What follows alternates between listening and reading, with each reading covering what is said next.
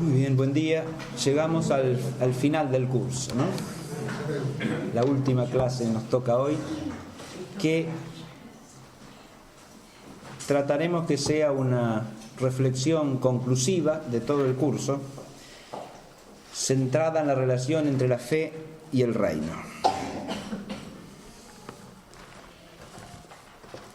Al unir estos dos términos, estamos retomando el comienzo de la clase. Esa frase inicial que nos transmiten los evangelios sinópticos del ministerio público de nuestro Señor Jesucristo. Estamos retomando el inicio del curso para hablar de una manera didáctica, pero estamos retomando lo que podríamos llamar el inicio de la revelación neotestamentaria. Es decir, el reino de Dios está aquí, creed en el evangelio. La primera relación entre fe y reino es esta relación esencial. El reino es el objeto primario de la fe. Empezamos a tener fe en Jesucristo y en el misterio de Dios, que es Cristo presente en medio nuestro, y a través de Él, en el Dios que es Padre y es Hijo y es Espíritu Santo, creyendo que en Él se nos da y se inicia en el tiempo el reino de Dios.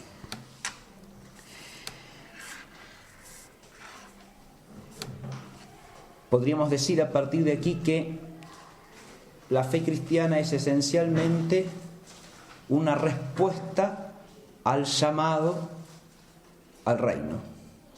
Hay una vocación al reino. Esas palabras del Señor son una invitación y son un llamado. Un llamado dirigido inmediatamente a los miembros del pueblo de Dios de la antigua alianza, es decir, al Israel veterotestamentario. A través de Israel, a todos los pueblos, a todas las naciones, a todos los hombres. Y a través de todos los hombres, a toda la creación. Esta vocación al reino implica una respuesta, que es la fe. Esa fe del hombre es el amén del hombre al amén divino, porque en esa vocación del reino Dios manifiesta su condición de amén. Retomamos también nuestro inicio del curso. Dios es el amén porque es el eternamente fiel, el siempre fiel. Y en la vocación al reino se cumple la fidelidad de Dios a su designio eterno, a su designio creador, a su designio salvador, a su designio consumador y transfigurador de la creación.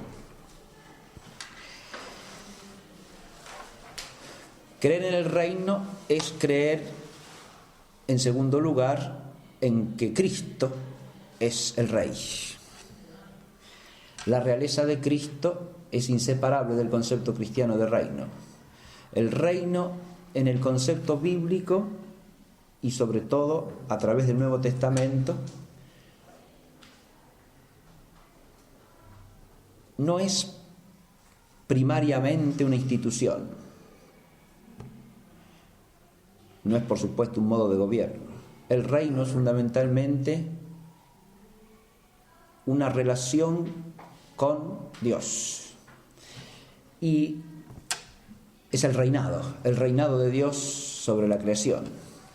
Y ese reinado está llamado a consumarse a través de una persona. En el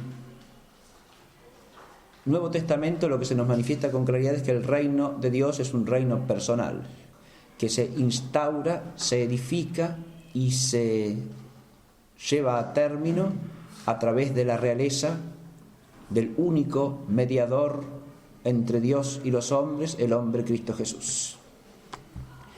En él la realeza de Dios, que es eterna, se hace realeza participada en su humanidad, porque su humanidad es la humanidad del Mesías, la humanidad mesiánica, la humanidad ungida con la gracia suprema de la unión hipostática, y a partir de allí con toda la gracia santificante que de su humanidad, en la que está en plenitud sobreabundante, desborda sobre todos los hombres, llamados a unirse a Él por la fe. De manera tal que es un reino de vida divina participada a través de la persona del Hijo unigénito que se ha hecho carne. Por eso es fe en el misterio del reino, porque el reino es el misterio de la unidad de lo divino y de lo humano, de esa unidad sacramental entre Dios y el hombre que tiene su realización primera y más perfecta en Jesucristo mismo. De Él pasa a su iglesia y de su iglesia está llamada a pasar a la creación entera a través de la consumación del reino. La fe, por lo tanto, como fe en el reino que ha llegado, en el Rey que ha venido a dar testimonio de la verdad, en su reino de verdad y de vida, de santidad y de gracia, de justicia, de amor y de paz, es la fe que nos abre primero al conocimiento del sentido de la creación, porque el reino es el sentido de la creación. La creación existe para el reino. Nos abre también al conocimiento de aquel que le da sentido a la creación entera, porque es en persona el misterio de la gloria, que es Cristo Jesús, el Señor resucitado. Y por último nos abre a la fuente de todo sentido, porque el sentido de la creación es el reino, el Rey del reino es Cristo. Pero todo ese sentido y todo ese plan brotan de la vida infinitamente perfecta del Dios que es Padre, Hijo y Espíritu Santo, de quien brota todo el designio creador y a quien toda la creación está llamada a unirse por la mediación del único Rey y Señor Jesucristo. Este concepto inicial del reino, que ponemos como punto de partida, nos permite ver que la fe cristiana es una fe que está instalada esencialmente en un dinamismo. Y este es el punto segundo que tenemos que abordar. Porque el reino es una realidad dinámica. Es una realidad, primero que nada, que tiene que ver con el dinamismo de la relación entre el tiempo y la eternidad. En el misterio del reino, la eternidad irrumpe en el tiempo, para que el tiempo pueda ser llevado a su consumación definitiva y eterna. El tiempo ha sido siempre un objeto de reflexión para el hombre, porque el tiempo ya es naturalmente un misterio. La existencia humana es una existencia en el tiempo, sí, pero ¿qué es el tiempo? Son conocidas de todas las reflexiones de San Agustín en sus confesiones acerca de la naturaleza del tiempo, vista con el ojo de la inteligencia humana. Y el tiempo es un misterio, porque el hombre, a través de su inteligencia, está puesto entre lo que cambia y lo que no cambia. Y de ahí surge esa misteriosidad del tiempo. El hombre es capaz de advertir el más allá del tiempo, y por eso el tiempo le resulta una realidad al mismo tiempo abismal y misteriosa, porque ve al tiempo en relación con lo eterno, precisamente. El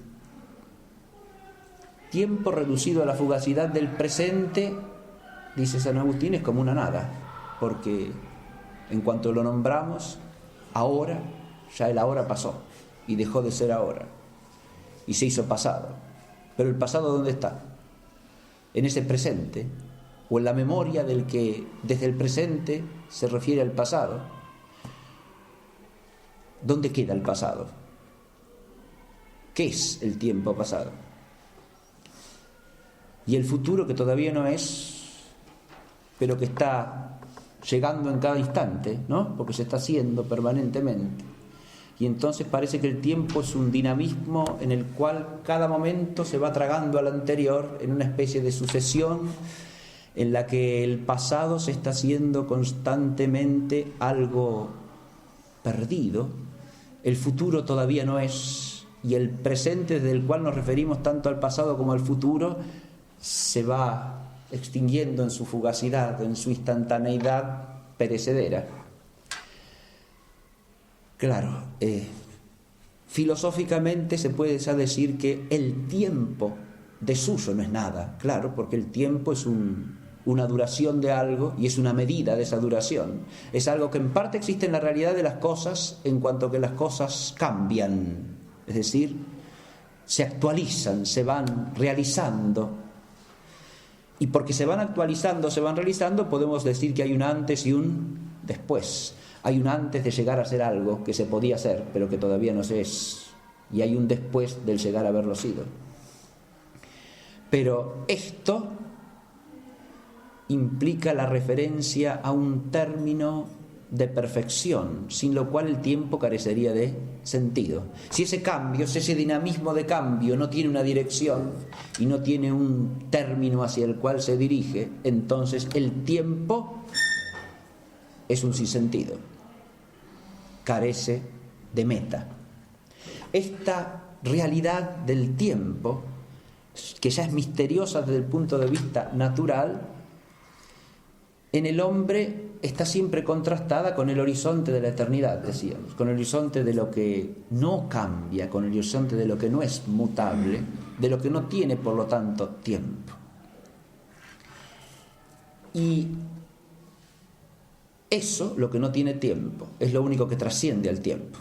Y por lo tanto es lo único que le puede dar sentido al tiempo. Porque nunca el sentido de algo puede venir de eso mismo.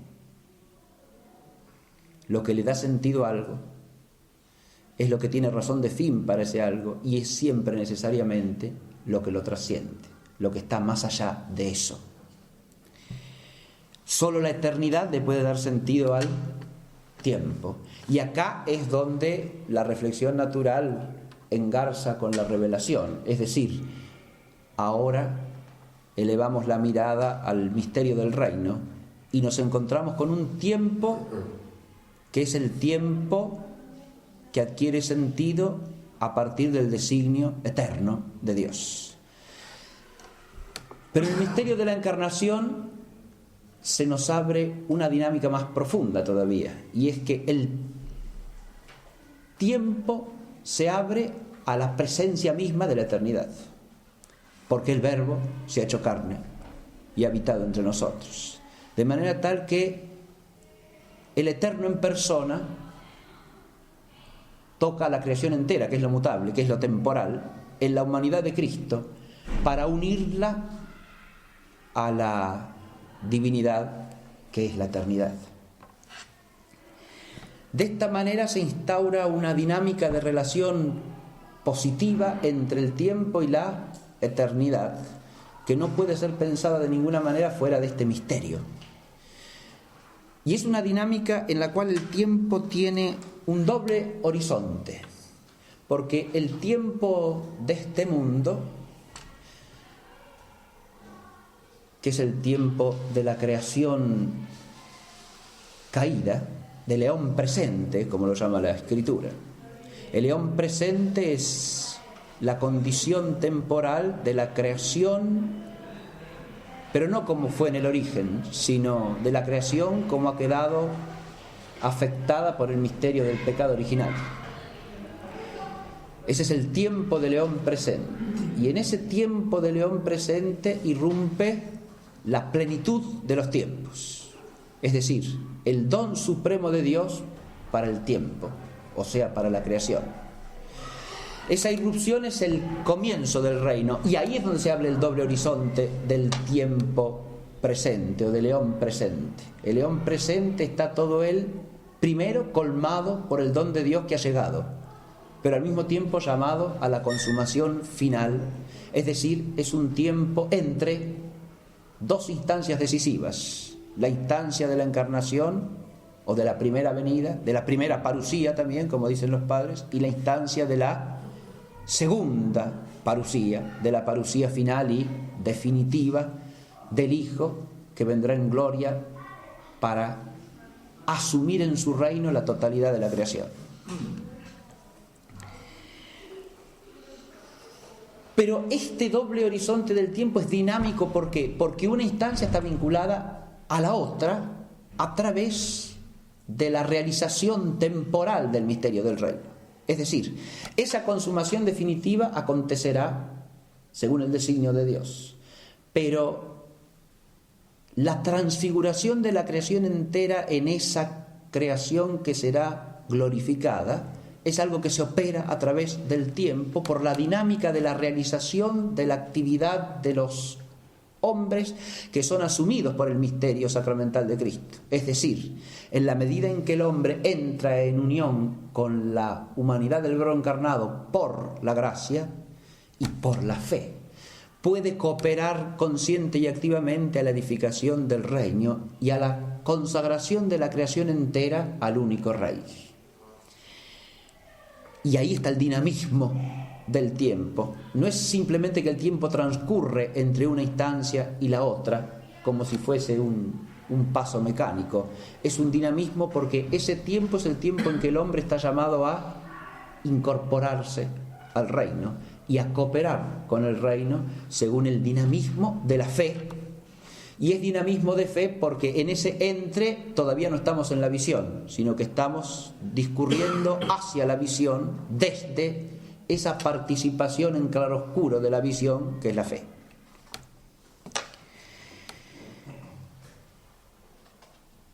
La fe está relacionada acá en este dinamismo necesariamente a la esperanza. Y esto ya lo hemos abordado en una clase anterior, porque lo que la fe es como luz en la inteligencia, lo es la esperanza como una fortaleza perseverante y confiada en la voluntad. Sin la espera confiada del reino que es término de una espera confiada en cuanto está por llegar a su consumación. La esperanza apunta directamente al segundo horizonte, es decir, a la segunda parusía, mientras que la fe, en cambio, apunta primariamente a la primera, y apoyándose en la primera, también nos da el conocimiento de la segunda, y como el anticipo de la segunda, en espejo y en enigma, pero un anticipo real, de esa consumación de la parusía final que se aguarda. Pero es la esperanza la que nos hace caminar activamente, porque la esperanza es la confianza en el término y es la seguridad de que Dios con su gracia nos hará llegar a ese término que Él mismo nos ha prometido y al que nos ha llamado.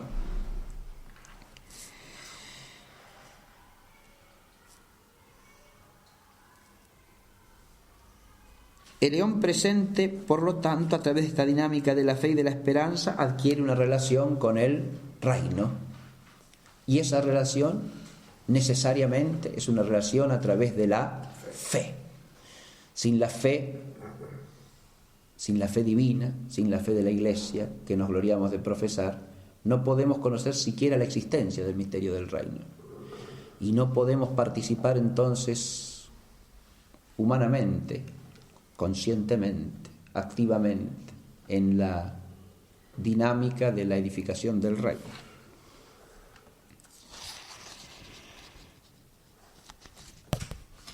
La relación del reino con la temporalidad implica un primer principio teológico fundamental, que es el de la trascendencia del reino. Esto es un dato elemental de la revelación testamentaria.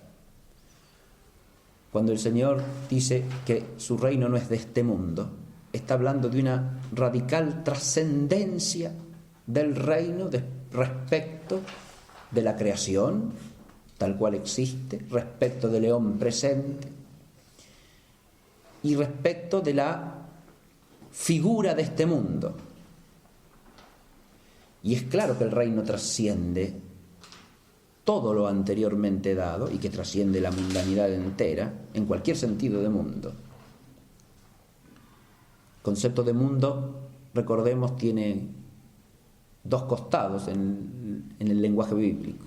Es, por un lado, un nombre de la creación, y en ese sentido el reino trasciende al mundo, porque el reino en definitiva es Cristo mismo, y Cristo trasciende al mundo porque es el Logos unigénito que se ha hecho carne.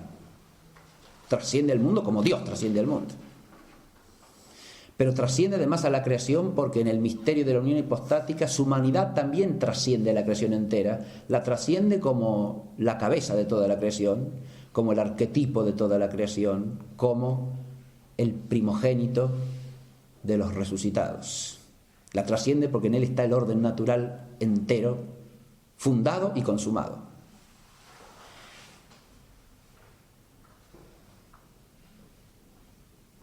En el otro sentido de mundo, que es el mundo en cuanto que la creación se halla bajo el influjo de la potencia hostil del maligno, el reino también trasciende al mundo, porque el poder de Dios trasciende a toda potencia creada. Y en ese sentido, la fuerza del reino es siempre mayor y trasciende toda hostilidad. No la suprime, pero la trasciende.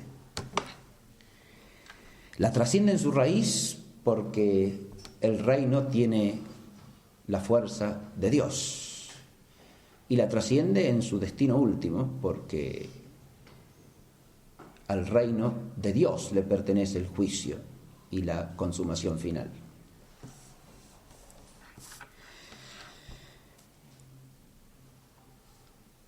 La encarnación del Logos es inseparable de ese concepto de juicio que aparece con mucha nitidez en los evangelios sinópticos y en el evangelio de Juan. En los sinópticos el concepto de juicio aparece siempre vinculado al fin de los tiempos. Es el juicio final, es el juicio de la segunda parusía. Juan profundiza el concepto de juicio porque en Juan el juicio aparece como algo que ya se ha cumplido a partir de la irrupción del Logos encarnado en el tiempo de la historia. Él ha venido a salvar al mundo, pero al venir se ha realizado el juicio, porque Él es el que dirime la totalidad del tiempo. El juicio está en creer o no creer en Él. Ahora el juicio se dirime primariamente a través de la fe, claro. El que lo recibe en la fe o el que no lo recibe en la fe, de alguna manera ya han iniciado el juicio, ya han hecho su juicio, están en la dimensión del juicio definitivo, porque Él es el que lo dirime todo. Esta es la visión del juicio en Juan, en el cual el juicio, así como empieza la consumación por la irrupción del Verbo encarnado en el mundo, también el juicio empieza allí. Porque Él es el juicio, en el sentido de que Él es el que dirime la totalidad de la historia, porque en Él se juega el sentido último de todas las cosas. Esta trascendencia radical, absoluta del misterio de Jesucristo, como Salvador del mundo y Salvador del tiempo, es algo que, como dijimos también en una clase anterior, hoy día puede resultar duro a ciertos hábitos mentales o espirituales en que tendemos a caer o a través de los cuales tendemos a rehuir lo definitivamente último. Diría yo, atrincherarnos en nuestra propia relatividad humana, ¿no? Pero a la luz de la fe es claro que el juicio le pertenece a Dios, es decir, que el dirimir últimamente toda instancia temporal en su significado eterno es algo que hace Dios en su infinita misericordia y en su infinita sabiduría, en su infinita claridad y en su infinita santidad. Y lo hace a través de Jesucristo, que es el Verbo encarnado y Redentor. La trascendencia del reino se expresa también en otra dimensión del ser cristiano en relación con el reino, y es esta idea de que es lo que le dice el Señor a los discípulos: vosotros estáis en el mundo, pero no sois del mundo. Este estar en el mundo, pero no ser del mundo, es también parte del misterio de la trascendencia del reino. El reino trasciende al mundo porque el reino dirime la totalidad de la creación, pero el reino además se edifica a través de los que desde la fe están en el mundo, pero no son del mundo. Es decir, ¿qué es ese no ser del mundo? Estando en el mundo. Acá el término mundo adquiere esa connotación negativa que habíamos dicho antes. No quiere decir que no seamos de la creación o que no seamos una parte de lo creado por Dios. No, eso es lo que todo ser humano es. De manera que no se refiere obviamente a eso. Se refiere primeramente, o primero que nada, a que no somos del mundo en el sentido de lo que no le pertenecemos sin más al orden creado, sino que le pertenecemos a Dios, según la frase que mencionábamos en la clase pasada: todo es vuestro, pero vosotros sois de Cristo y Cristo de Dios. Pero además no somos del mundo en la connotación negativa de mundo, es decir, no pertenecemos en la medida en que hemos sido liberados por la gracia de Cristo y participamos de la luz de la fe, no pertenecemos al principado de este mundo, es decir, al reino del pecado, del error y de la muerte. En la conciencia de los primeros cristianos, esto ya claramente no puede interpretarse nunca como que el cristiano sea ajeno a todo pecado o a toda falta, sino que ha sido instaurado en una dimensión de vida que es contradictoria con el pecado. Ha sido instalado en una dimensión de vida que pertenece al reino, es el reino, y por lo tanto implica un llamado a la participación en la misma vida de Dios y en la santidad de Dios, y por lo tanto implica la participación en una energía que nos hace ajenos al pecado, en el sentido de que no le pertenecemos, no somos suyos, no somos del reino del pecado, del principado del maligno, sino que somos del reino de Dios por Cristo. Esto, de nuevo, implica una dinámica de fe y de participación vital en el misterio de la fe y de realización de la vida como vida de fe. El asumir esto implica precisamente asumir el pecado como pecado. ¿Qué quiero decir con esto? Que el no pertenecer sino a Dios y al reino de Dios por la gracia de Cristo implica reconocer el pecado como lo que es, como la negación del amor de Dios y como la negación de la luz del reino, y por lo tanto implica aborrecer todo pecado, ¿no? Implica el rechazo desde la raíz de la iniquidad y por lo tanto la disposición a reconocer siempre el pecado como pecado. Dicho de otra manera, la disposición a ser objeto de la misericordia de Dios en la medida en que el hombre reconoce su propia deficiencia respecto a la santidad de Dios.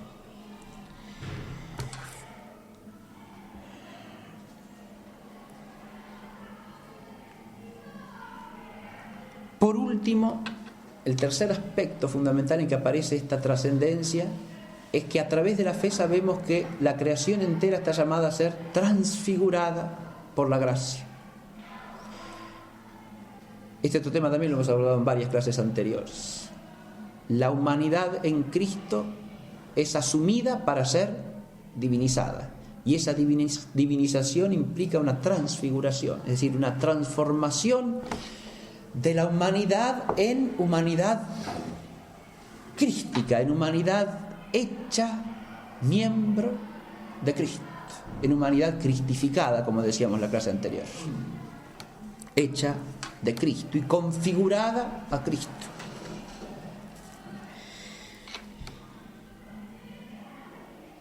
Esta trascendencia del reino se contrapone a maneras erróneas de entender la relación entre lo temporal y lo eterno en la dinámica del reino. Hemos dicho que la eternidad trasciende el tiempo, el reino trasciende el mundo, Dios trasciende al hombre. Pero esta trascendencia lo que no quiere decir jamás es una ajenidad según la cual una cosa queda incomunicante con la otra. Eso es lo que no quiere decir nunca. Trascendencia no quiere decir que este mundo no tiene nada que ver con el reino, o que el tiempo no tiene nada que ver con la eternidad. Quiere decir exactamente lo contrario, que el tiempo de León presente y que el mundo entero como creación y el mundo entero aún en cuanto afectado por el misterio de iniquidad solamente tiene sentido en relación con la eternidad, con Dios, con el reino. El segundo punto, quería presentar una reflexión a partir de un texto de Daniel Hu, que es el tema de la problemática del secularismo. El secularismo es la absolutización de lo temporal, de alguna manera. Es decir, es todo intento de desconectar lo temporal de lo eterno y de, por lo tanto, negar el sentido último de lo temporal. El secularismo es una absolutización de lo temporal, de lo que está en el eón presente, de una manera o de otra. Esa absolutización implica una desconexión a su vez de lo temporal con lo eterno. Es el tema central de la problemática de la teología de la historia, es decir, de la visión teológica del tiempo histórico. El tiempo de la historia humana es un tiempo cuyo sentido último y único es el tiempo de la historia salvífica. Y fuera de eso no puede ser entendido en su sentido final. Uno puede entender razonablemente que alguien, prescindiendo de la revelación bíblica, al contemplar la historia humana, la contemple como algo sin sentido, y en definitiva como una no historia. Pero lo que en el fondo resulta realmente absurdo es pretender que la historia pueda darse un sentido por ella misma.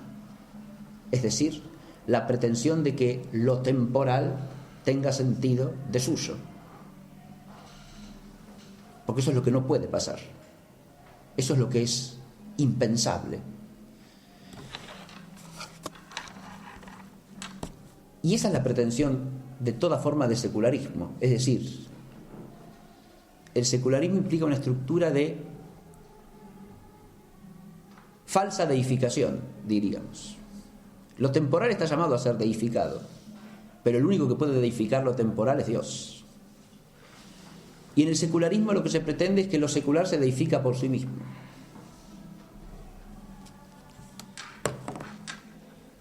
Daniel Hu distingue, el texto que tomo es una lección dada en agosto del año 1969. Y es un texto que releí para esta clase y es impresionante la actualidad que tiene el análisis que hace. Él distingue tres formas de secularismo, que de alguna manera siguen el hilo de las tres formas de liberalismo que analiza y critica la encíclica Libertas Prestatissimum de León XIII, ¿no? La primera forma de secularismo es la que estima que la religión correspondía a una mentalidad que estuvo en vigor durante un determinado periodo de la historia de la humanidad. Hoy, sin embargo, hemos entrado en la era científica. La ciencia estaría llamada a reemplazar a la religión en la civilización contemporánea. Tomaré como ejemplo de esta posición a uno de los teólogos americanos de la muerte de Dios y, por cierto, uno de los más radicales. Pienso concretamente en J. Althusser. Muy bien. Acá, la primera forma de secularismo que plantea Daniel es un secularismo que consiste en afirmar que la idea de lo trascendente es una idea que pertenece a un pasado histórico, que ya ha sido superada, de manera tal que ahora es la era en la cual el hombre, con su solo conocimiento racional, llámeselo ciencia, llámeselo como se quiera, eso es, en última instancia es secundario, qué tipo de conocimiento sea el que se postule, o si es un conocimiento o es un no conocimiento, sino una postulación de ciertas formas de pensar, no importa. Lo que sí se postula allí es que lo temporal está cerrado sobre sí mismo. Es decir, esta es la forma más radical de secularismo. Pero una cosa curiosa que señala Danielou del pensamiento de Althusser es que, según este autor, el cristianismo mismo es en su esencia antirreligioso y es un paso entre la religión pagana y el inmanentismo, diríamos, una especie de eslabón intermediario. Lo más interesante en Althusser es que se plantea la cuestión de saber qué es el cristianismo con respecto a este universo de la religión. Estima que el cristianismo es de esencia antirreligiosa, porque el cristianismo es la impugnación por una parte de la sacralización del cosmos y por otra parte de la sacralidad de la sociedad civil. Mientras en el paganismo es esencial considerar que el universo es divino, el sol, la luna, las estrellas son miradas como divinidades. Y por otra parte los príncipes, los reyes, los detentores de la autoridad del Estado son personas sagradas, divinizadas. La religión bíblica y el cristianismo como su culminación es esencialmente opuesta a esta sacralización del universo y de la sociedad, en cuanto que proclama que solo Dios es Dios. De manera tal que, según esta perspectiva, todas las formas de ateísmo de la mentalidad contemporánea serían la última consumación del cristianismo, ¿sí? Tanto el comunismo como todas las formas de materialismo, toda forma de economicismo materialista, sea comunista o sea liberal, etc. Son formas de pensamiento que llevan al último extremo esta visión que el cristianismo introduce como una especie de eslabón intermediario e inestable, al modo de la evolución comtiana sería esto, ¿no? Entre el estadio mágico y el científico está la metafísica, y acá en la historia religiosa el cristianismo sería como un eslabón intermedio entre el paganismo y el secularismo. Bien. Este pensamiento es esto que dice aquí hay que tomarlo en cuenta, creo yo, porque al final Danielou dice que esta es la forma de pensar, esta es la forma de secularismo más ajena a la mentalidad cristiana y por lo tanto en la que es más difícil que caiga algún cristiano, ¿no? Sin embargo, cuando se ve este otro aspecto de esta interpretación del cristianismo como una mentalidad secularizante, uno puede advertir que la cosa no es tan así, ¿no? Porque esto que dice acá el autor Althusser es una forma de pensar que parte obviamente de un equívoco radical, ¿no? Es cierto que la mentalidad bíblica implica decir que los astros no son dioses, ¿sí? O que el gobernante humano no es Dios, claro. Ahora, esto es, como dice el autor, desacralizar la realidad creada. Ah, no. Ahí es donde está el error garrafal, ¿no es cierto? Porque el error del que parte, ¿cuál es? Que algo o es eso mismo Dios o no es sagrado. Que es precisamente un error absolutamente incompatible con la mentalidad bíblica, porque es ni siquiera entender lo que significa sagrado. Dios no es sagrado. Dios es la fuente de toda santidad. Dios es santo, pero no sagrado, porque sacratus es lo que está separado y puesto para el servicio de Dios. Sagrado solamente puede ser una realidad creada, nunca Dios. Si lo vemos desde la mentalidad bíblica, el error en que cae este autor es casi incomprensible como error, ¿no? Es casi inverosímil, pero la capacidad del entendimiento humano para cometer errores es amplísima, ¿sí? Es sorprendente, ¿no? Nos podemos sorprender de los errores en que cometemos, ¿no? La capacidad que tenemos es bien. O sea, hay que estar siempre humildemente precavido ante eso. Bien. El autor está confundiendo divinidad con sacralidad, y lo que la tradición bíblica enseña es precisamente que hay que distinguir la criatura y el creador. Pero precisamente el concepto de creación implica primero la sacralidad radical, diríamos, de toda criatura, porque es criatura de Dios. Nada viene sino de la mano de la omnipotencia creadora de Dios, y lleva en sí un sello de Dios, y por lo tanto tiene una sacralidad originaria, diríamos. Pero esta sacralidad originaria está llamada a su vez a una sacralidad última, final, que es ahí donde vemos el misterio del reino. ¿Está claro? El reino implica que eso, que originalmente tiene una sacralidad en principio, tiene además un destino de consagración final que trasciende esa sacralidad original.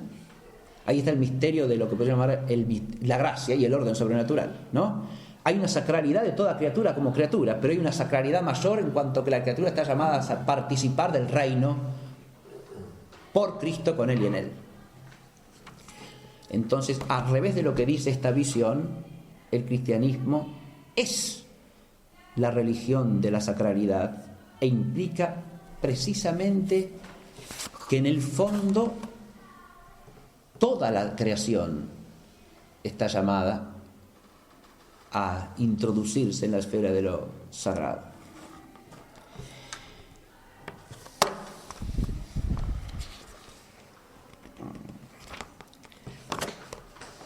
A esta primera forma de secularismo se asocian todas las visiones del cristianismo como postcristianismo, es decir, lo postcristiano implica una mentalidad que renuncie a todo lo mítico, y lo mítico sería hablar en términos de trascendencia, ¿no? Bien.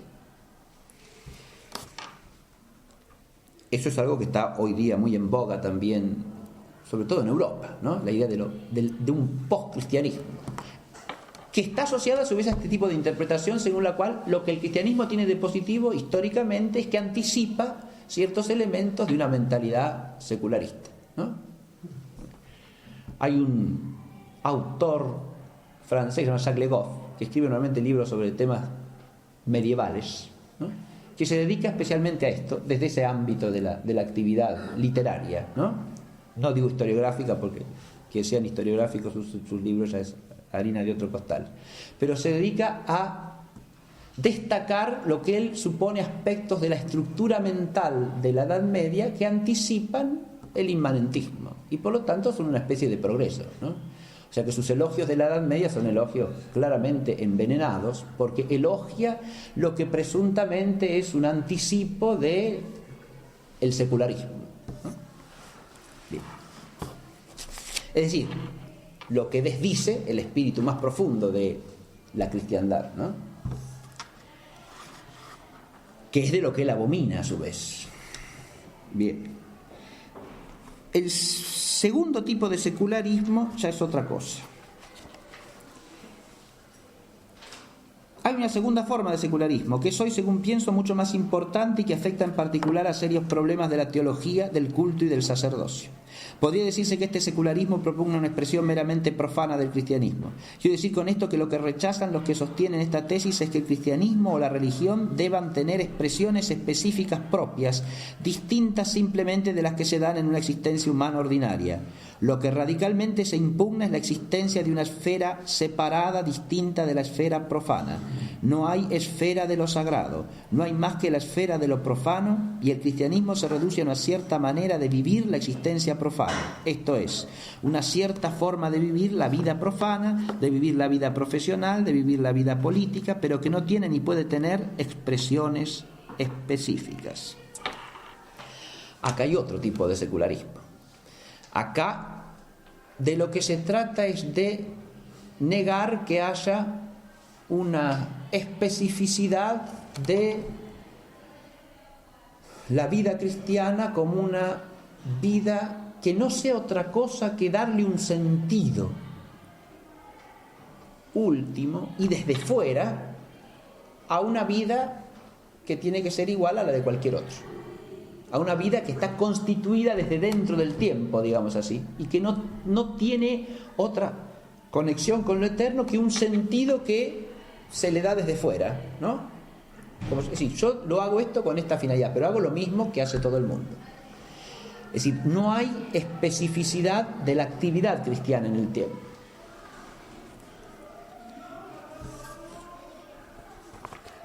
Esta visión del secularismo es sobre todo, según la expone Danielou, una concepción que afecta a la idea de la ritualidad sagrada y a la sacramentalidad. ¿Por qué? Porque implica el rechazar todo lo que es, podemos decir, institucional, ritual, y a entender que la relación auténtica entre lo temporal y lo eterno se da viviendo una vida totalmente secular y dándole cada uno subjetivamente ese sentido trascendente desde la fe. Ahora, el concepto de fe es lo que acá está totalmente trastocado.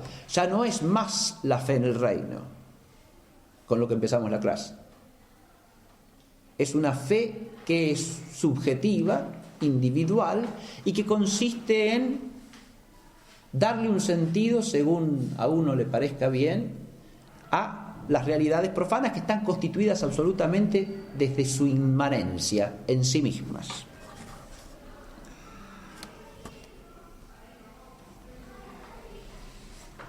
La característica de segunda forma de secularismo, dice, es pretender suprimir todo cuanto es dominio específico de la expresión de lo sagrado para reducir lo sagrado al sentido que se da a una existencia que es por lo demás pura y exclusivamente profana.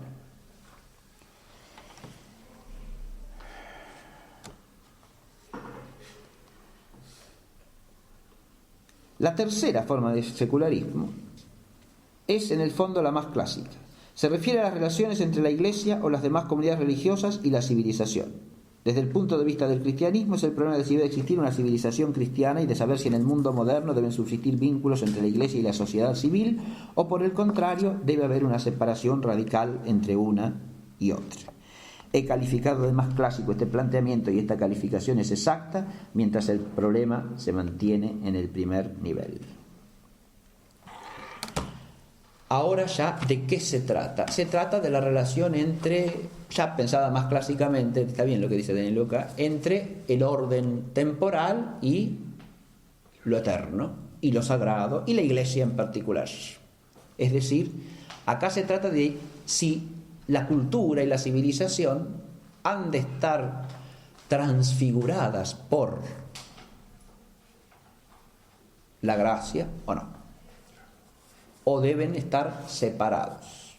Acá es el secularismo en el sentido más lato del término, ¿no? Y en el más vulgar, porque se trata de separar distintas esferas de la actividad humana del influjo de la gracia y de la luz de la fe. Entonces, esto, si pertenece a la esfera de la economía, la fe no tiene que ver con la economía. La economía tiene sus leyes propias, va por otro lado, es una actividad que hay que dejar que siga su curso absolutamente fuera de toda consideración que tenga que ver con el orden sobrenatural. Como si, fíjense, primero que nada, eso implica, detrás de eso hay una serie de errores, no, por supuesto desde el punto de vista de la fe eso es inaceptable, porque no se cumple ahí eso de todo es vuestro, pero vosotros sois de Cristo y Cristo de Dios.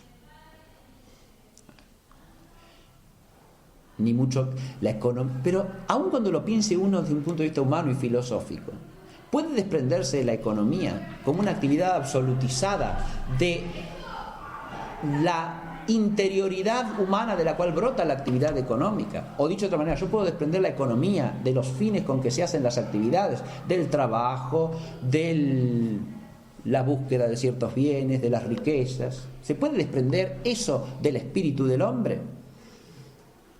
Eso ni siquiera es concebir la economía humanamente, es concebirla como una especie de mecanismo que por leyes naturales se rige como si fuese el sistema planetario newtoniano, cuando la economía pertenece al orden moral humano. No hay leyes como la ley de la gravitación en la economía. La economía tiene, por supuesto, principios propios, intrínsecos, como toda actividad humana. Primero que nada, cuando nosotros decimos economía, estamos, iba a decir sintetizando, pero me temo que no, mezclando un montón de cosas distintas en una misma bolsa, ¿no? Es una palabra comodín para hablar de montones de cosas distintas que habría que empezar por distinguir. Pero la actividad económica, las actividades económicas, digamos así, son en todo caso actividades de orden humano que implican un sentido al realizarse. Y ese sentido no se puede desprender del sentido último que la propia existencia del hombre tiene para él y del sentido que tiene la realidad entera para el hombre y de la meta que busca realizar esas actividades. De manera tal que es hasta ilusorio pretender que eso funciona separado de la totalidad de lo que el hombre entiende y ve acerca de la realidad. No pasa así, de hecho. Por eso, una de las cosas que se procuran cuando se quiere establecer cierto tipo de economía en una sociedad es que la gente empiece a pensar de cierta manera. Porque si no piensa de esa manera, tampoco va a funcionar el mercado como se quiere que funcione. Entonces, hay que empezar por cambiar la mentalidad, claro. De manera tal que, insisto, eso es hasta una falacia, ¿no?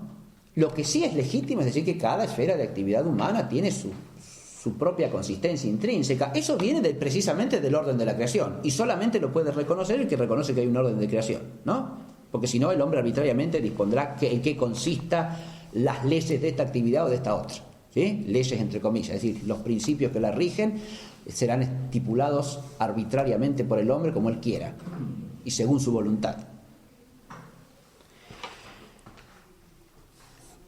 Pero si se reconoce que hay un orden en la creación, porque es obra de Dios, entonces cada esfera de la realidad tiene su propia consistencia intrínseca, por supuesto, y la inteligencia humana está llamada a descubrirla y a respetarla, y eso es una manera de respetar el orden divino.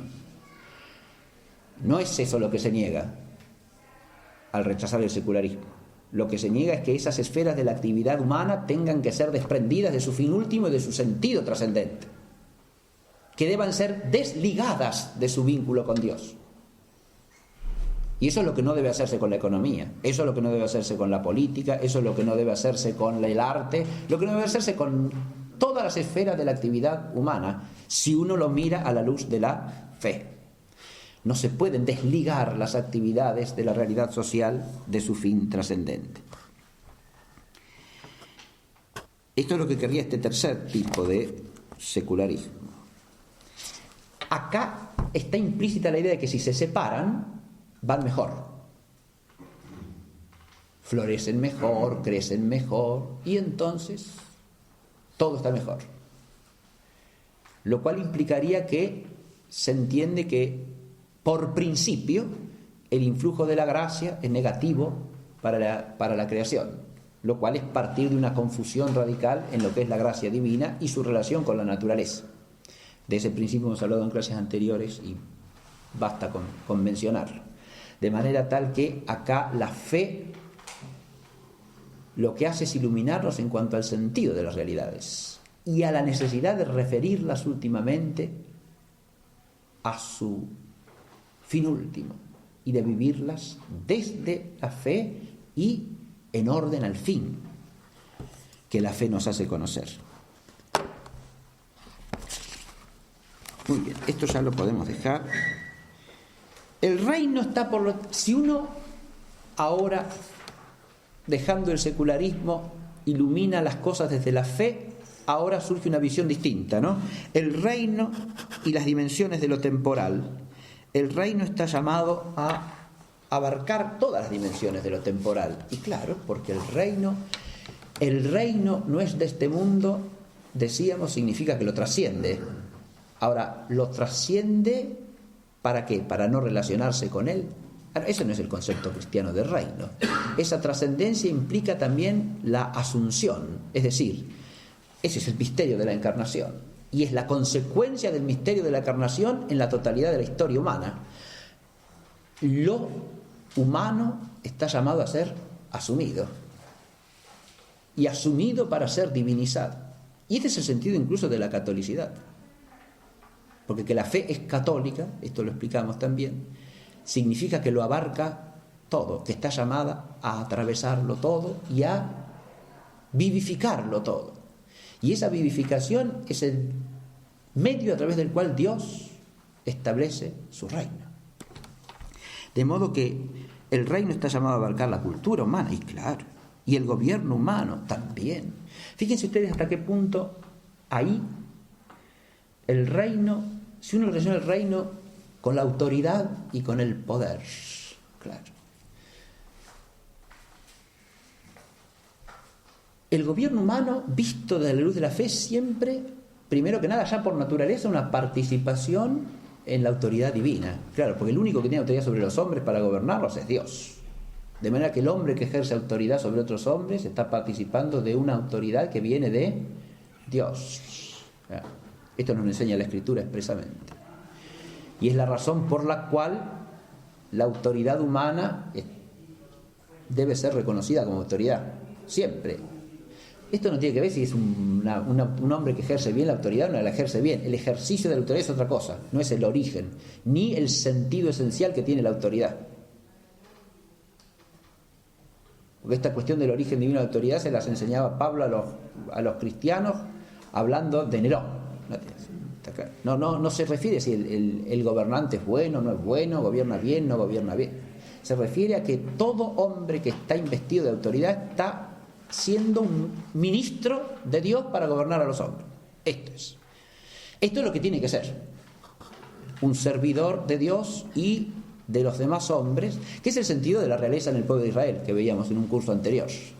Pero la autoridad humana, a la luz de la fe en el reino, se transforma en un instrumento del reino. Es decir, una autoridad que está llamado a ejercer el hombre como hombre, sí, pero también como cristiano, ¿no? Y claro, el cristiano, si es llamado a ejercer autoridad, tiene que ejercer autoridad como ¿qué? ¿Como hombre solamente o como cristiano? Y no, como cristiano, porque su autoridad no puede ser sino la de alguien que pertenece al reino. Y en una sociedad cristiana estará llamado a ejercer autoridad como cristiano sobre cristianos. Es decir, una autoridad que es participación no solo de la autoridad divina, sino de la realeza de Cristo, y es cooperación en la edificación del reino. El poder ahí no es lo que decide la cuestión. El enfoque es totalmente distinto al enfoque meramente mundano y secular. Es claro que en el enfoque secular la cuestión de la política no puede pensarse sino como pura cuestión de poder, porque no tiene ni un origen trascendente ni un fin trascendente. Entonces es todo cuestión de poder, de cómo se consigue el poder, de cómo se lo acumula, de cómo se lo conserva. ¿Para qué? Ahí viene el problema. En cuanto uno se pregunta ¿para qué?, ya eso tendrá que tener un sentido.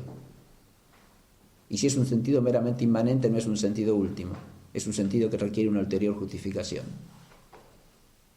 ¿Para qué? Cuando la cuestión del para qué se cancela es simplemente porque se busca compulsivamente el poder, porque ahí hay un porqué, porque el hombre está procurando deificarse, claro, sentirse Dios todopoderoso sobre sí mismo y sobre el mundo. Y eso sí que eso sí que pertenece a las potencias hostiles al reino, es decir, eso pertenece al reino del pecado, al principado de este mundo. La máxima autoridad en sentido cristiano implica siempre la más plena humildad en quien la ejerce, porque claro, primero no tiene por qué buscarla, la recibe de alguna manera y la recibe como un don y como un oficio sagrado que pone al servicio de Dios y de los hombres, claro. E implica siempre esto que es no confundir la autoridad, que es una superioridad jurídica y moral, con el poder que, en cuanto es recto, es un instrumento de la autoridad legítimamente ejercida, o sea, según el orden del rey. Lo mismo pasa con el trabajo, ¿no? Si uno ve el reino, las riquezas y el tesoro, claro, ¿dónde está el tesoro que se busca? ¿No? De hecho, aquí he puesto unas palabritas además que para guiar reflexiones y suscitarlas, no me voy a detener en cada uno de estos puntos, ¿eh? El reino y el trabajo, yo allí puse reino y riquezas y tesoros. Tesoros y tesoro, podríamos poner después con mayúscula, porque donde está el tesoro de uno, ahí está el corazón de uno, ¿no? Claro. ¿Qué riquezas se buscan? ¿Para qué? ¿Por qué? De nuevo. Así como si se busca poder, hay que ver para qué, por qué, y esto tiene que ver con el reino siempre. Si se buscan riquezas, si se las procura de alguna manera, ¿para qué? ¿Por qué? ¿Qué riquezas? ¿A qué se considera riqueza? ¿Y en qué está el tesoro? ¿Dónde está puesto el tesoro del corazón de cada uno? Esto es lo que tiene que ver con el reino. Fíjense que desde acá aparecen o asoman con toda nitidez las bienaventuranzas del reino, ¿no? Claro. La autoridad entendida desde el reino, la riqueza entendida desde el reino, son la autoridad y la riqueza de las bienaventuranzas, de los bienaventurados, de los que están llamados a participar de esa dicha que es propia de la vida divina, ¿no? De esa plenitud de vida que es la plenitud de vida de Cristo, que estamos llamados a participar. Y lo mismo pasa con el derecho, el reino y la justicia, ¿no? Hay una justicia ahí con mayúsculas, que es la de Dios, y debajo de ella está toda justicia humana, y si no, no es justicia. Y si hay derechos, ya en el sentido subjetivo, como correlatos de las obligaciones, que son igualmente sagradas que los derechos. Eso lo destacan todos los documentos, por ejemplo, del Vaticano II, y también la famosa encíclica Pacem in Terris de Juan XXIII, y la Mater et Magistra lo mismo, ¿no? Los derechos son siempre correlativos de las obligaciones, y las obligaciones son tan sagradas como los derechos. Uno tiene derecho a sostener las convicciones que, según su leal saber y entender, ha adquirido, ¿sí? Pero ese derecho es correlativo a la obligación de buscar siempre la verdad con sinceridad, honestamente, íntegramente, cabalmente, ¿ah? Y así sucesivamente, ¿no?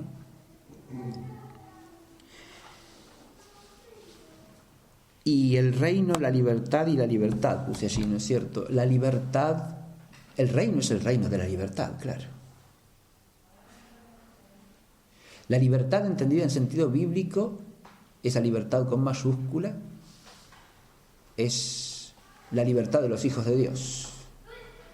Es la libertad que se nos ha concedido por la gracia de Cristo, vencedor del pecado, de la muerte, del demonio. Es la libertad respecto del error, de las tinieblas, del pecado, de la malignidad, de la soberbia. Es la libertad respecto de todo aquello que esclaviza al hombre, porque lo hace esclavo del príncipe de este mundo, lo hace esclavo de su propia soberbia, lo hace esclavo del poder de la muerte, en definitiva, que radica en el pecado. Lo hace esclavo de la mentira, porque lo hace esclavo del príncipe de la mentira. Esa es la esclavitud de la que la gracia nos libera, y por eso nos trae la libertad, con mayúsculas, que es la libertad sagrada de los hijos de Dios. Esa libertad es un don sobrenatural, gratuito.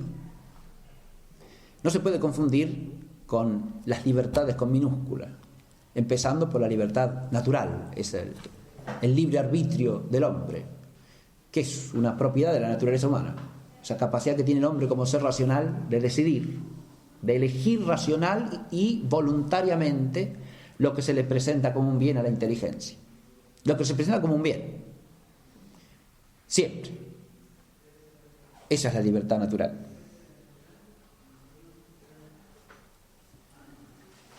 Pero la libertad natural en el hombre está expuesta al error, es falible.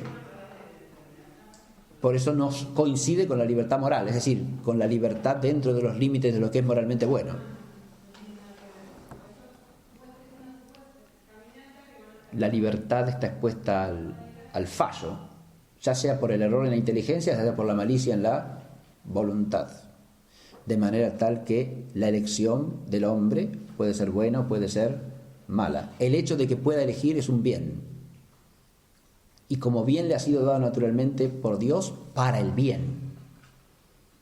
Por eso dice muy bien San Anselmo que no hay que confundir, no hay que definir nunca la libertad como la posibilidad de hacer el bien o el mal. Eso no es la esencia de la libertad, ni naturalmente, ¿eh? La esencia de la libertad naturalmente es la posibilidad de obrar voluntariamente el bien. Si no, ni siquiera la podemos analogar a Dios, la libertad. Y Dios es libérrimo, claro. La libertad es siempre capacidad de hacer el bien. Eso es lo que es positivamente y por esencia. Solo por defecto y por privación se transforma en elección mala, ¿no? Sería definir la libertad como capacidad de obrar el bien o el mal, sería como definir la inteligencia como capacidad de conocer la verdad o de caer en el error. No, la inteligencia es una capacidad de conocer el ser de las cosas y de llegar a la verdad. El error es un defecto en la inteligencia humana, es una privación del acto que debe tener ordenadamente. El libre arbitrio de la voluntad es un bien natural del hombre. Tampoco debe confundirse, insisto, con la libertad moral ni con las libertades externas. Las libertades externas son la esfera de las libertades sociales, digamos, que son una dimensión importantísima en el orden de la vida social del ejercicio de la libertad. Pero el ejercicio externo y social de la libertad, esto es algo importantísimo de entender ya filosóficamente, están primariamente fundados ¿en qué? En el conocimiento de la verdad y en la virtud. Porque cuanto más el hombre está espiritualmente ordenado por la participación en el bien común, que es la verdad y el bien objetivo, más esfera de libertad puede haber, lógico. La libertad no florece en el vicio. No. La libertad en el sentido de libertad para hacer el bien solamente puede florecer en una sociedad donde los miembros de la sociedad se ordenan moralmente. Cuanto menos se ordenen moralmente, la libertad es más restringida. Crece la esfera del capricho, de la arbitrariedad. A eso no es libertad, porque la libertad es el ejercicio responsable del libre arbitrio del hombre, socialmente hablando y moralmente hablando. Y lo que se puede regular socialmente es eso, de manera tal que en la medida en que crece la virtud, crece la libertad. Esto es hasta filosóficamente así, es el concepto básico de la libertad social y política en la antigüedad clásica, ¿no? Cuanto más virtuosos son los hombres, mayor puede ser la esfera de la libertad, porque la iniciativa de los hombres va a ser una iniciativa en orden al bien, con diferencias, con variabilidades, todo lo que se quiera, complementarias entre sí, pero en la medida en que eso no es así, la sociedad se convierte en un conflicto de unos con otros, en la que cada uno busca sacar la mejor parte para sí mismo y sin importarle del otro. En la medida en que se hace eso, la libertad crece o decrece. Evidentemente, la libertad en el sentido propio y de libertad moral decrece, pero también el ejercicio natural de la libertad decrece. Toda la tradición, tanto filosófico-moral como teológico-moral, se ha detenido siempre a analizar los elementos que imperfeccionan el uso del libre arbitrio, ¿no? Y por lo tanto disminuyen la responsabilidad moral. Hay algunos que afectan a la inteligencia, el error, insanable e invencible, la falta de uso de razón, ¿no? Si usted crea en la sociedad una situación en la cual el error tiene más prensa que la verdad, ¿no? Y se difunde sin distinción, y da lo mismo, porque no hay error, es todo, cada quien puede tener la opinión que quiera de lo que quiera, ¿no? No hay errores, todo vale igual. ¿Crece la posibilidad de ejercer la libertad? No, al contrario. En la medida en que se oscurece la inteligencia, el hombre es menos libre. Usted fomenta cualquier tipo de comportamiento, de nuevo, ¿crece la libertad? ¿Da pábulo a todo tipo de pasión infrarracional? ¿Crece la libertad? No, la pasión es otro de los elementos que imperfecciona el uso del libre arbitrio, naturalmente, La pasión súbita que obnubila la razón inhibe el uso de la razón y por lo tanto imperfecciona el ejercicio del libre arbitrio. Una sociedad que está librada a toda pasionalidad es una sociedad donde la libertad queda imperfeccionada aún como libertad natural. No estoy hablando ya de la libertad con mayúsculas que dije al comienzo, estoy hablando del ejercicio del libre arbitrio del hombre, la libertad natural, que es la más elemental de todas y la raíz de todas las otras desde el punto de vista natural. En la medida en que esa atmósfera en que se vive y en la que se ejerce concretamente la libertad es una atmósfera de error, de pasionalidad no frenada, ni ordenada, ni moderada por la razón y por la virtud, el ejercicio del libre arbitrio se hace menor, no mayor. Decrece, no crece. En la medida en que se generan hábitos de pensamiento automáticos, ¿no?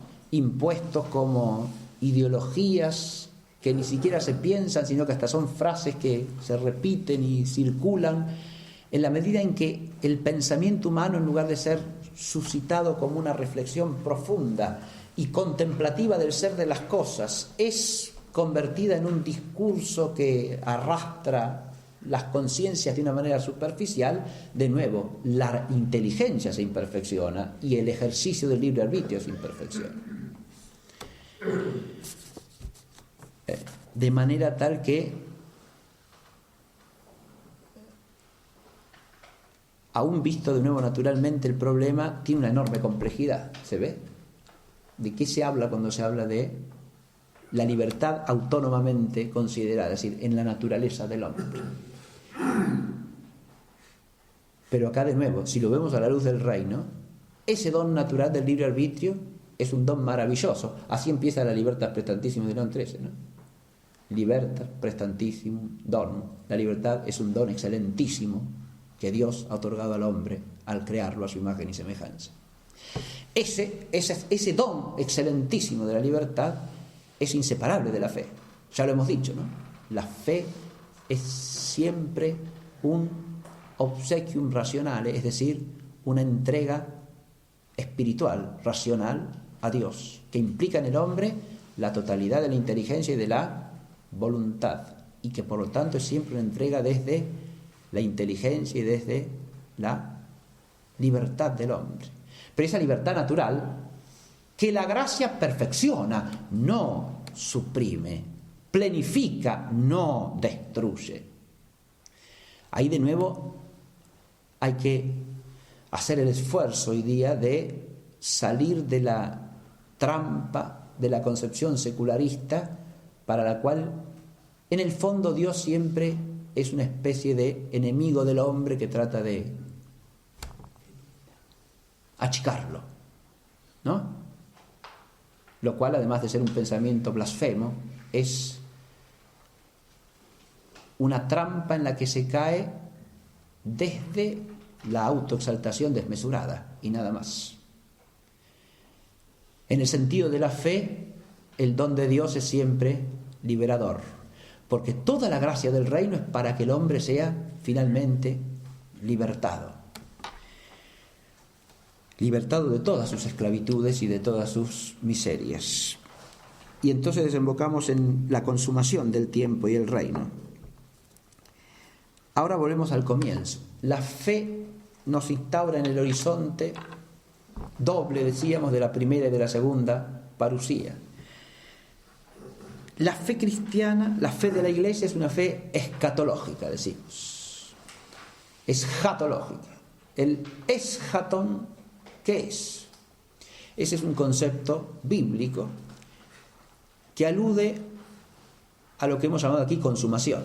Es decir, el eschaton es el fin como consumación, el fin como plenificación, el fin como acabamiento trascendente.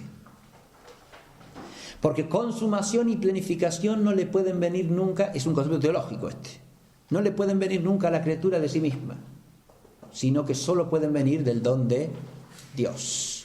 De manera tal que cuando hablamos de eschaton, no hablamos de una teleología inmanente a la naturaleza, por ejemplo. Eso es lo que no es eschatológico. No se trata de dónde tiende cada cosa según su naturaleza. Eso en todo caso está abarcado por el eschaton, pero trascendido. El hombre naturalmente tiende al conocimiento de la verdad y a la práctica del bien. Esa es su naturaleza, porque es un ser racional. Muy bien. Pero el eschaton es la consumación entendida como la plenitud que le viene de más allá. Una plenitud que es participación de un don de lo alto. No un término que se alcanza por el propio esfuerzo, sino un término de planificación final que viene de la relación con otro. Fíjense que acá de nuevo podríamos instalarnos en una visión que ya desde el orden natural nos ayuda a entender las cosas. Si uno habla de la plenitud de la relación entre dos personas, eso nunca puede venir de uno solo. Claro.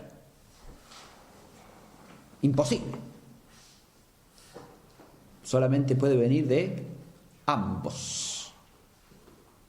Ahora bien, si ahora las dos personas son la persona creada y el ser personal divino,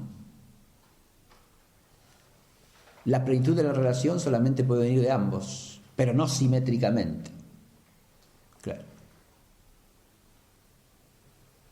La plenitud de la relación implica la actividad de la criatura, claro que sí.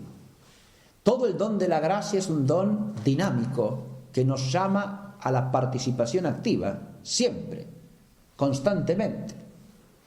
La luz de la fe no quiere que nuestra inteligencia se quede quieta, sino que busque entender lo que cree. Claro. La luz de la fe no nos deja en la inactividad y en la pasividad. Al contrario, nos hace más activos, más fervorosos buscadores de la verdad. Y por la economía de la trascendencia radical del don sobrenatural, aún en lo natural, nuestra inteligencia se puede hacer más inquieta y más profundamente buscadora de la verdad. Y lo mismo pasa con la voluntad y la caridad. El ágape en la voluntad no nos llama a la inactividad. Al contrario, nos llama a realizar todas las obras que ella exige. Y esas obras que ella exige las tenemos que realizar nosotros. Tenemos que poner todo nuestro esfuerzo, nuestro empeño, pero desde una energía que nos trasciende, desde una raíz vital que es más que nosotros mismos. De manera que cuando realizamos toda nuestra actividad, y en la medida en que la realizamos, nos hacemos más plenamente nosotros mismos, pero nos hacemos más plenamente nosotros mismos según el don de Dios. O sea, realmente nosotros mismos. Porque ¿quiénes somos? En definitiva, cada uno esa persona que Dios ha nombrado en su eternidad.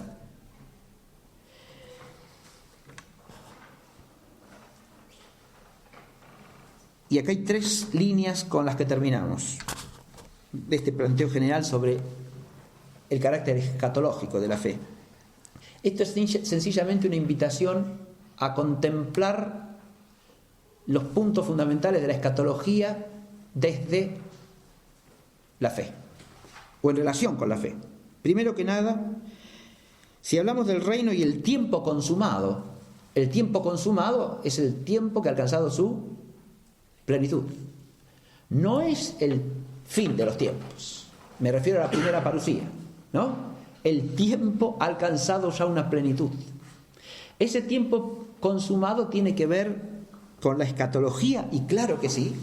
Primero porque ahí ha empezado el fin. Ha empezado la consumación definitiva. Pero además de haber empezado así la consumación definitiva, ha empezado lo que podríamos llamar el conflicto o el combate escatológico, ¿no? Que es el tema del libro del Apocalipsis de Juan. El conflicto escatológico. En cuanto ha entrado el Verbo encarnado en el tiempo, se ha consumado el tiempo. Y ese tiempo ya consumado mira directamente de cara a la consumación final. De modo que todo lo que acontece en ese entretiempo es un conflicto escatológico, claro, entre la incuación del eschaton y su consumación definitiva. Esto es algo que en la espiritualidad cristiana a lo largo de los siglos se ha manifestado de múltiples modos, pero está asociado siempre al vivir de cara a la eternidad. Es decir, el cristiano no puede vivir sumergido en el tiempo. Vive de cara a la eternidad porque vive en el tiempo del conflicto escatológico, es decir, en el tiempo de la decisión definitiva, de la decisión final. Por eso la fe implica una responsabilidad escatológica.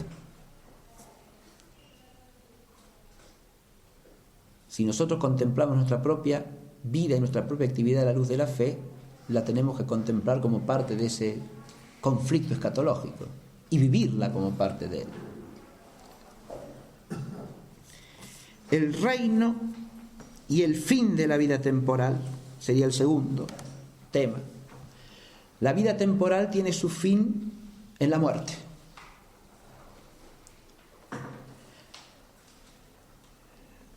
Ahora, así como desde el tiempo que ha llegado a su plenitud, la fe nos deja ver cómo ha sido transformado el tiempo, ha sido transfigurado el tiempo. La fe nos deja ver también la transfiguración de la muerte, porque la muerte ahora ha sido convertida en un paso en Cristo. Nuestra muerte ha sido abarcada por la muerte con mayúsculas, por el misterio de la muerte del Señor. La muerte es un paso en el paso del Señor. De modo que esa soledad última de la existencia humana que es la muerte, porque cada uno está llamado a morir solo. Solo en el sentido de que muere uno. La muerte en esto tiene una absolutidad personal insoslayable. Sin embargo, ha sido transfigurada en una comunión. Porque ya no morimos solos si morimos en la fe. Lo dice el prefacio de la conmemoración de ayer, ¿no? Porque para los que creen en ti, la vida se muda, no es quitada, se transforma, no desaparece. Y se adquiere una eterna morada en el cielo. La muerte es un paso en el paso del Señor porque atravesamos el lugar que Él ha atravesado. Ahora, pasamos con Él. Esa soledad esencial ha sido transformada, insisto, en una comunión, en un paso en el que no estamos solos, porque está Cristo con nosotros. En la oración de la Iglesia, en la liturgia de la Iglesia, también esto se expresa en la comunión de los santos. Claro. Por eso las oraciones que acompañan al tránsito de la muerte convocan a los ángeles, a los santos, venid en su auxilio, venid a su encuentro.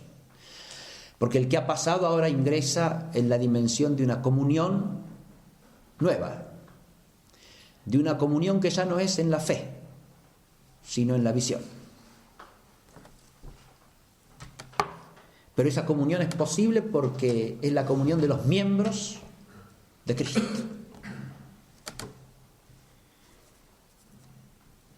Nosotros hemos asociado siempre la fe al misterio de la encarnación, y acá en la muerte pareciera que es como que el misterio de la encarnación de alguna manera es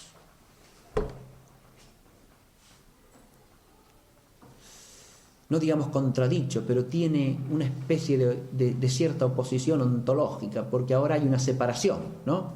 No la unión, sino la separación del alma y de la materia, de la corporeidad. El alma se despoja de la corporeidad. Pero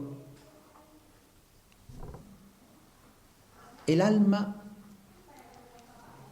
que es la raíz de la vida del viviente, el alma espiritual del hombre, que es un alma racional, con inteligencia, con voluntad, recibe una participación en la vida de Cristo y entra en una comunión con el Logos de vida. Nosotros hemos hecho alusión, hace un rato lo dije, ¿no?, a que por el Logos ha sido hecho todo lo que ha sido hecho. Hablamos en una clase anterior del ejemplarismo universal, para que se pudiese entender cómo lo sobrenatural y lo natural no son dos cosas separables, ¿no? Y hemos hecho alusión también a que el Logos es el ejemplar de todo, en el orden natural y en el orden sobrenatural, y de cada persona singularmente, porque la idea de cada quien está en la inteligencia y en la sabiduría de Dios. En ese acceso del alma por el tránsito de la muerte a la comunión de la vida celestial,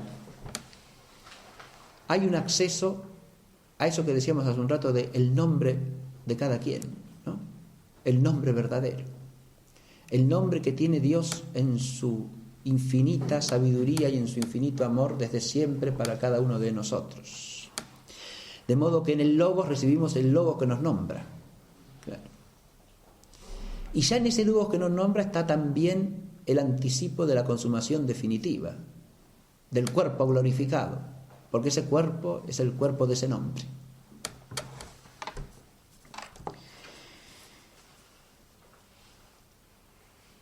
Tenemos por último el reino y el fin de la temporalidad. El fin de la vida de cada uno es en la muerte, pero hay un fin de la temporalidad, o sea, del eón presente. Este es el de la parusía final. Y ahora nos encontramos con cielo y tierra nuevos, es decir, toda la creación renovada finalmente por el Espíritu y hecha templo de Dios. Porque este es el sentido de cielos y tierra nueva.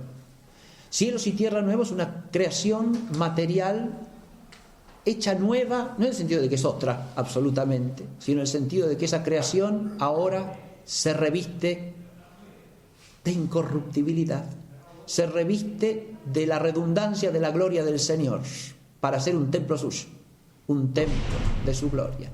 En realidad, esa renovación del cielo y la tierra es para darle al hombre una morada adecuada, claro, a la humanidad resucitada, y a través de la humanidad resucitada a la humanidad de Jesucristo, claro. Hay cielo y tierra nuevos, porque la creación entera entra en la gloria del Señor, y ahí el reino tiene su templo consumado. El templo inmediato es siempre el cuerpo de Cristo, que es la iglesia, consumada. Pero esa iglesia tiene un templo, y el templo es templo material, que es la creación entera. Esto, San Agustín, en una de las cuestiones cuestiones a Dulciquio, que es uno que le manda unas preguntas, ¿no es cierto? Y San Agustín le contesta, es un librito precioso. Cuando le plantea unas cuestiones sobre la escatología, San Agustín termina su respuesta diciéndole: en esto nadie debe presumir saber más de lo que la revelación nos dice. Y tenemos que estar todos dispuestos más a aprender que a enseñar. Si hay un tema en el cual eso es así, es este, ¿no? Obviamente, porque es un tema del cual hay que hablar con una enorme cautela, pero del que hay que hablar. Esto es una cosa que a veces perdemos de vista, ¿no? Claro. Porque se trata nada más y nada menos que de la consumación final de la creación, ¿no? Claro. Se trata de cosas, primero que nada, inimaginables. Pero claro, como nosotros conocemos humanamente, ahí empieza siempre nuestra necesidad de figurarnos las cosas, ¿no? De imaginarnos. Ahora, lo imaginable, primero que nada, es lo corporal. Pero es lo corporal según la condición presente de este mundo, ¿no? ¿Cómo imaginarnos un cuerpo resucitado? Es imposible eso. Nadie se puede imaginar eso. No que tenga más o menos imaginación. No, es inimaginable. No. Podemos formar una noción, un concepto, pero no una imagen de eso. La imagen, a lo sumo, será un símbolo. No una imagen. No propiamente una imagen. La imagen implica, recordemos el concepto de imagen, ¿no? Implica semejanza entre el arquetipo y la imagen, pero también origen de la imagen a partir del arquetipo, ¿verdad? Acá no hay imagen posible. Yo puedo tener una imagen de las cosas que experimento, de las que capto en la experiencia sensible. Puedo hacerme imagen de cosas que no he visto nunca, pero por parecido con cosas que sí tengo vistas, por semejanza. Pero de cosas de las que no tengo experiencia alguna en absoluto y que pertenecen a un orden de experiencia distinto, no puedo formar imagen. No. Alguien podrá tener quizá imágenes de orden sobrenatural, místicamente infusas de esas realidades, en todo caso, pero no imágenes que se puedan producir naturalmente.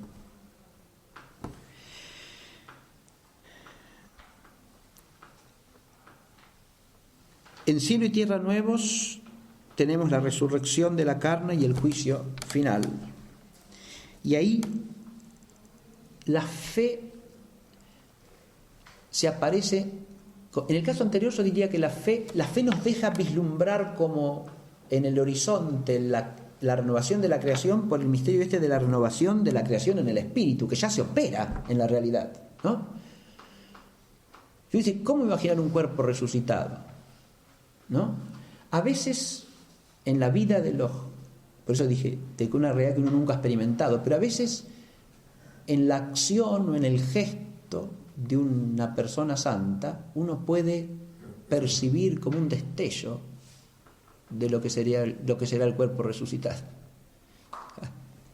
No es cuestión de hacerse una imagen, porque ahí habría una experiencia de lo sobrenatural, ¿se entiende lo que digo? Si yo con ojos de fe contemplo un cuerpo de alguna manera transfigurado, ahí tengo un anticipo del cuerpo resucitado. Claro, la transfiguración puede ser pasajera, momentánea, ¿no? Un atisbo, claro. O una transfiguración ya que es una teofanía como la del Señor Jesucristo. Claro, ahí ya es otra cosa, ¿no? Pero si uno parte de la fe en la renovación de toda la creación, ahí se abre la inteligencia creyente de la renovación de la creación material.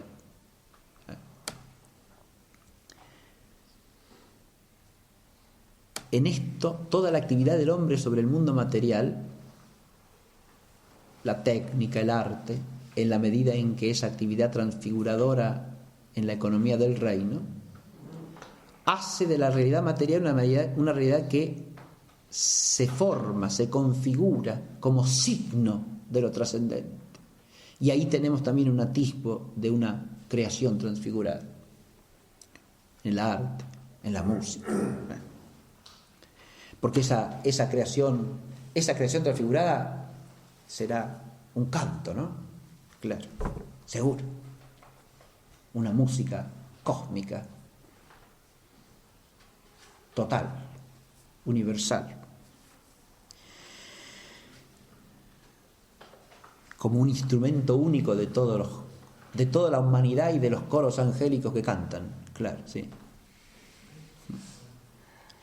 La resurrección de la carne y el juicio universal, la fe y la comunión en el Espíritu. Ahora, fíjense ustedes, la resurrección de la carne es comunión vital con Cristo resucitado. De nuevo, esto no es imaginable, esto es captable a la luz de la fe. Ni siquiera es captable por la sola razón, no. Claro. Hace falta la luz de la fe para vislumbrar esto y tener cierta inteligencia del misterio, ¿no? Pero es esa fe ¿en qué? En la comunión en el Espíritu. La comunión del cristiano con Cristo en el Espíritu. Por eso toda la tradición patrística, sobre todo, ha insistido en el vínculo entre la comunión eucarística y la resurrección. Porque es un misterio de comunión vital, ¿no? Es un misterio de unión. Es el misterio de las bodas del Cordero en el Apocalipsis, ¿no? Es la unión definitiva del esposo con la esposa, porque es la iglesia entera la que se alza resucitada para unirse a Cristo resucitado. Y en esta boda universal está también el juicio universal, ¿eh? Las dos cosas son inseparables. Porque en la unión se dirime la posibilidad de la unión. Se une lo que vive y vive lo que participa del ágape divino, que es el final. Ese conjunto de la realidad que está transfigurado y que a través de la humanidad resucitada entra en la plenitud de la gloria de Cristo es el banquete del reino. Es como banquete del reino la celebración para siempre, la celebración de la gloria de la Trinidad, en la cual por Cristo, con Él y en Él, se da al Padre Todopoderoso todo honor y toda gloria en la comunión del Espíritu Santo, por los siglos de los siglos. Esto, de nuevo, nos lleva como analogable posible a la liturgia, porque el banquete celestial es la liturgia consumada, es la liturgia definitiva, es la liturgia plena y eterna. Para terminar con esta clase y con este curso, yo los quería invitar, ¿no?, a que lo mejor sería cantarlo, ¿sí? Pero vamos a leerlo por lo menos, ¿sí? Lo podemos cantar. El texto latino es lo que se canta ordinariamente en la liturgia, ¿no es cierto? Con esa entonación propia de la tradición del canto gregoriano, tan hermosa, tan sobria, tan simple, tan clara en su dicción. Pero vamos a leerlo en castellano. El texto lo tienen en el original griego, ¿no?, como salió de los padres conciliares de Nicea y del primero de Constantinopla, ¿no? Después la traducción latina corriente y después la traducción castellana que se usa hoy día, ¿no? Bien. Así terminamos nuestro curso profesando la fe de la Iglesia, la fe que nos gloriamos de profesar. Creo en un solo Dios, Padre Todopoderoso, Creador del cielo y de la tierra, de todo lo visible y invisible.